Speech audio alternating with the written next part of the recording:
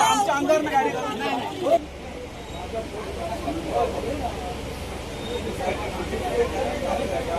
तुमच्या हातात करा.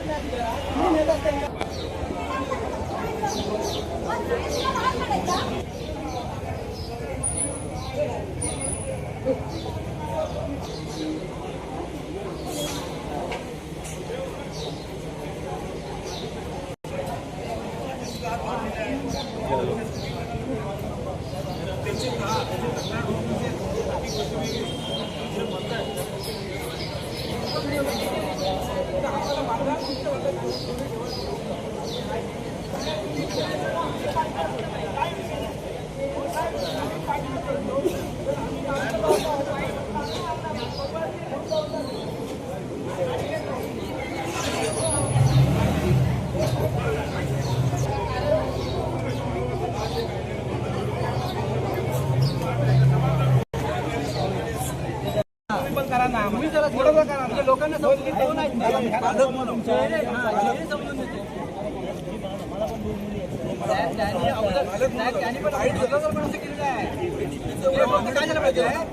त्यांचं वर्णन करता नाही आलं म्हणून त्या मुली बसल्या. आज त्यांनी व्यवस्थित वर्णन केलं म्हणून लावले. त्यांनी 2-3 वेळा असं केलेलं आहे. त्यांना समजून येतं कोण आहेत ते लांडगे लांडगे आहेत ना, समजून येत लोकांना. रोड पर्यंत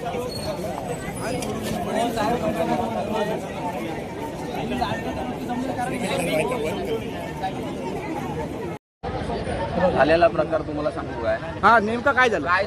आमची पुतणी इथून जात होती, ती मुकबधीर आहे काय, त्यांची पाठलाग करून त्यांची कळ काढण्यात आली, छेड काढण्यात आली. त्यांनी चप्पल काढून दाखवल्यानंतर ते पळाले काय. ते हे जेव्हा आम्हाला समजलं तेव्हा आम्ही इथे हे परी सलून आहे किल्ल्याळी भवानी कॉम्प्लेक्समध्ये, तिथे जाऊन आम्ही जाब विचारला. अर्धा तास कोणीही काहीही उत्तर दिलं नाही. जेव्हा त्याच्या मॅनेजरला एक थोबाडीत लावली तेव्हा तो पटापटा बोलायला लागला. आणि त्याच्यानंतर त्यांच्या रूमवर गेलो.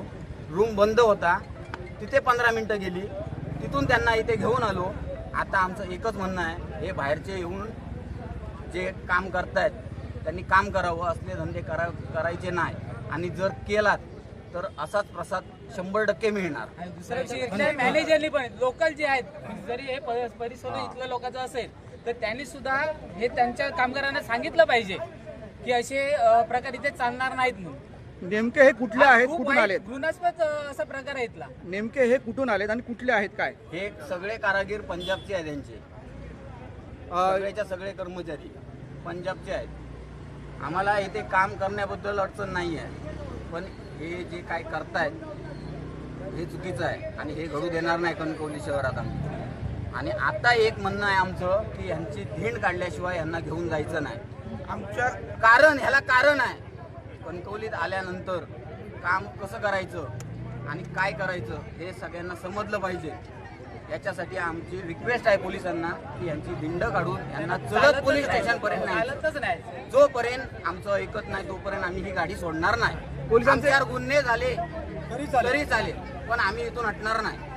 पोलिसांनी काय सांगितले या संदर्भात आपल्याला? पोलीस सांगतायत असं करता येणार नाही, तुम्ही तक्रार करा. मग त्यांना आम्ही सांगितलं आम्ही घेऊन येतो आणि तक्रार करतो, ते पण ऐकत नाही.